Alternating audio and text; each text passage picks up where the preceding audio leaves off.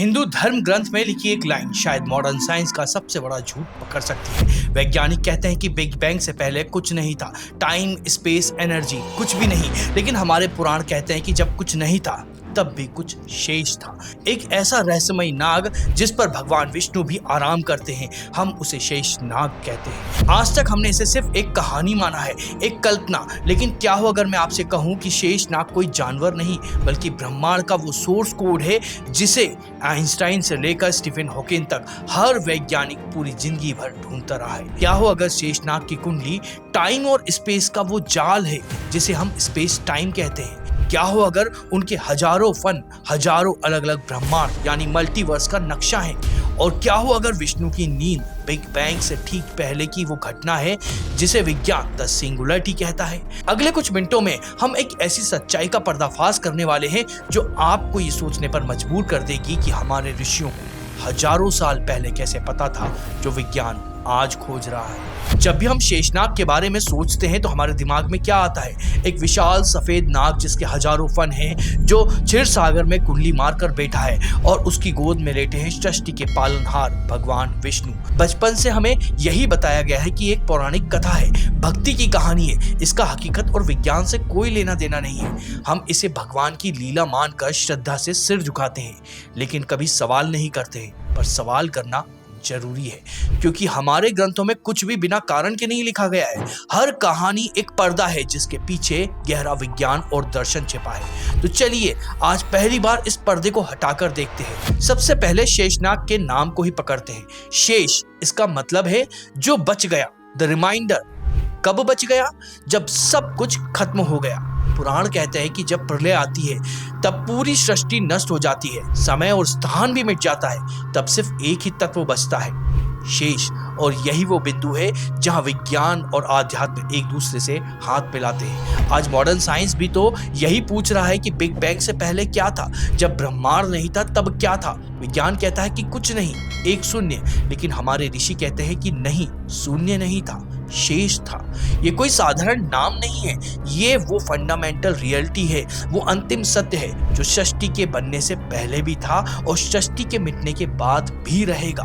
तो अगर शेषनाग सिर्फ एक सांप नहीं है तो उसकी वो विशाल कुंडली जिस पर पूरा ब्रह्मांड टिका हुआ है, वो असल में क्या है?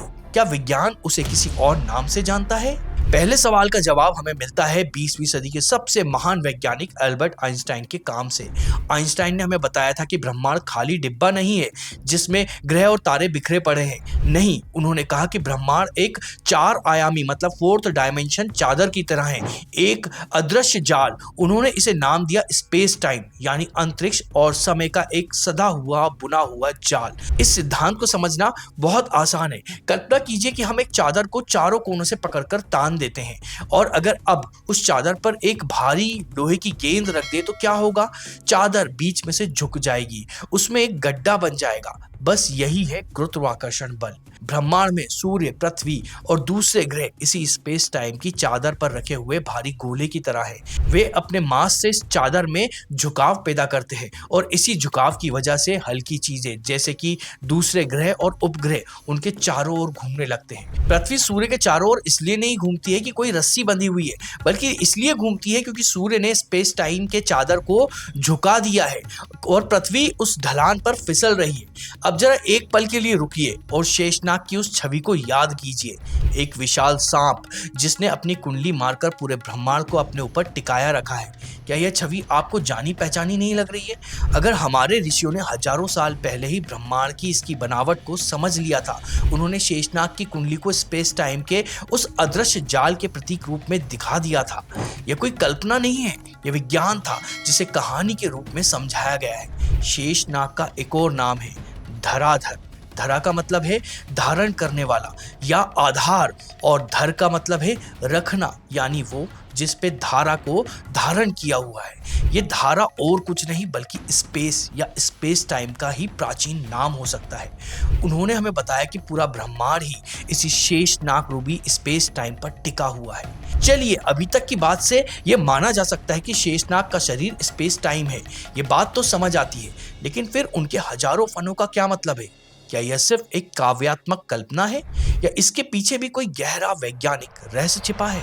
पुराणों में कहीं उन्हें 7 फन वाला बताया गया है, कहीं 100 तो कहीं 1000 और एक जगह उन्हें सहस्त्र फन कहा गया है, जिसका शाब्दिक अर्थ है 1000 फन। लेकिन संस्कृत में सहस्त्र का एक और मतलब होता है, अनंत, इनफाइनाइट।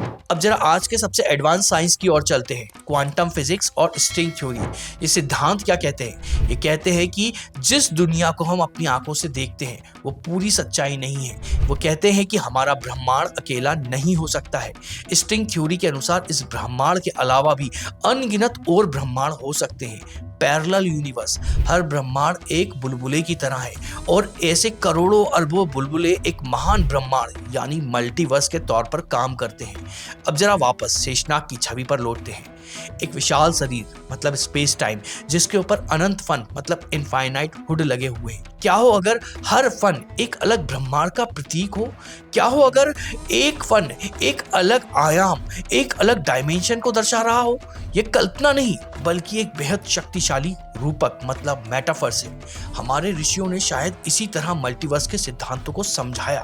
उन्होंने बताया कि ये सृष्टि सिर्फ उतनी ही नहीं है जितनी हमें दिखती है, ये अनंत संभावनाओं का एक जाल है और इन सभी अनंत संभावनाओं को, इन सभी अनंत ब्रह्मांडों को एक ही मूल तत्व ने धारण किया हुआ है और वो है शेषनाग। शेषनाग का वो अनंत फन उन अनंत वास्तविकताओं का प्रतीक है जो एक साथ एक ही समय में मौजूद है। ये सोचना ही दिमाग हिला देता है कि कैसे हजारों साल पहले कोई इतनी बड़ी बात सोच सकता था। लेकिन कहानी यही खत्म नहीं होती है। अगर शेषनाग स्पेस टाइम और मल्टीवर्स का प्रतीक है तो फिर उनके ऊपर भगवान विष्णु इतने शांत होकर क्यों सो रहे हैं? उस गहरी नींद का वैज्ञानिक अर्थ क्या है? ये सवाल इस पूरी पहेली का सबसे गहरा हिस्सा है। भगवान विष्णु शेषनाग पर जाग नहीं रहे हैं, वो योग निद्रा में है। ये कोई साधारण नींद नहीं है, यह चेतना की एक ऐसी अवस्था है जहां आप सो भी रहे होते हैं और जागे हुए भी होते हैं। बाहर से शांत है लेकिन अंदर अनंत संभावनाएं जन्म ले रही हैं। अब विज्ञान से पूछते हैं, बिग बैंग यानी वो महाविस्फोट जिससे ब्रह्मांड बना, लेकिन बिग बैंग से ठीक पहले क्या था? विज्ञान कहता है वहां पर एक सिंगुलरिटी थी, एक ऐसी बिंदु जो असीम रूप से छोटा, असीम रूप से गर्म और असीम रूप से घना था।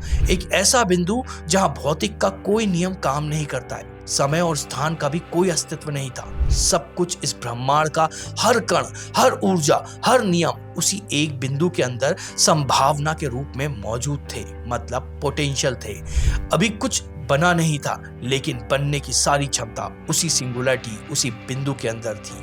अब जरा भगवान विष्णु की योग निद्रा की कल्पना कीजिए, एक शांत अवस्था जहां कोई हलचल नहीं है, कोई सृष्टि नहीं है, लेकिन उस चेतना के अंदर पूरे ब्रह्मांड की जानकारी, पूरी सृष्टि का बीज संभावनाओं के रूप में छुपा हुआ है। यह कितनी अद्भुत समानता है। भगवान विष्णु की योग निद्रा ही वो सिंगुलरिटी है, यह वो पोटेंशियल स्टेटस है जहां सब कुछ है पर अभी व्यक्त नहीं हुआ है। और शेषनाग वो मूलभूत धरातल है, वो फंडामेंटल फील्ड है जिस पर यह सारी संभावनाएं, ये सारी पोटेंशियल एनर्जी विष्णु पर टिकी हुई है। और फिर क्या होता है?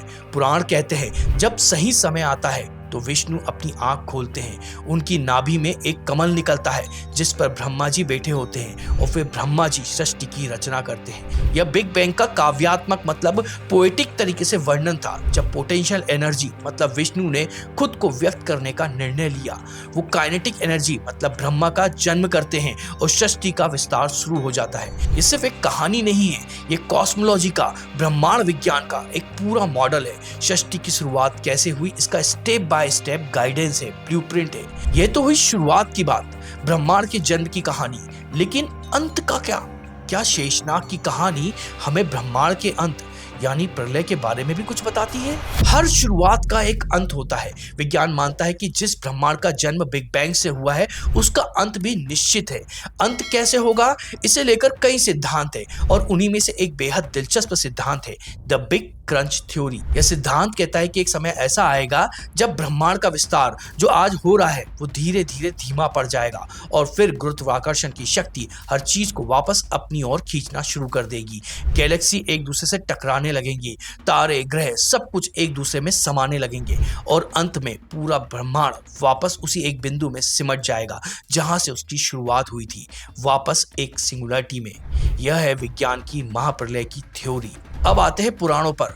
पुराण क्या कहते हैं? वो कहते हैं कि हर कल्प के अंत में प्रलय आती है। कथाओं के अनुसार कल्प के अंत में शेषनाग को संकरण भी कहा जाता है। संकरण का अर्थ है जो एक साथ खींचता हो, जो संकुचित करता हो, द वन हु कॉन्ट्रैक्ट। प्रलय के समय शेषनाग अपने हजारों फनों से विषैली अग्नि निकालते हैं जो तीनों लोगों को जलाकर भस्म कर देती है। सब कुछ नष्ट हो जाता है और फिर शेषनाग अंगड़ाई लेते हैं, अपनी कुंडली को समेटते हैं और पूरा ब्रह्मांड वापस उसी में सिमट जाता है। देखिए, ये आज की बिग क्रंच की थ्योरी का कितना सटीक काव्यात्मक वर्णन है। शेषनाग का अग्नि उगलना शायद ब्रह्मांड के अत्यधिक तापमान तक पहुंचने का प्रतीक है और उनका संकरण रूप लेकर सब कुछ समेट लेना ब्रह्मांड के वापस एक बिंदु में समझ जाने की प्रक्रिया है। तो शेषनाग सिर्फ अनंत नहीं है, वो शुरुआत है और वो ही अंत है। वो विस्तार है और वो ही संकुचन है। वो एक अंतहीन चक्र है, a never ending cycle of the creation and destruction. ये कहानी हमें सिर्फ यह नहीं बताती कि ब्रह्मांड कैसे काम करता है, ये हमें सोचने का एक नया नजरिया देती है। ये बताती है कि हमारे पूर्वज सिर्फ कहानी नहीं करते थे, वे ब्रह्मांड के रहस्य को हम तक पहुंचाने के लिए कोड बना रहे थे। और यह तो सिर्फ एक कोड है, न जाने ऐसे कितने वैज्ञानिक रहस्य हमारी उन प्राचीन कथाओं में छिपे हुए हैं जो बस खोजे जाने का इंतजार कर रहे हैं। तो क्या आप भी कोई ऐसी खोज करेंगे?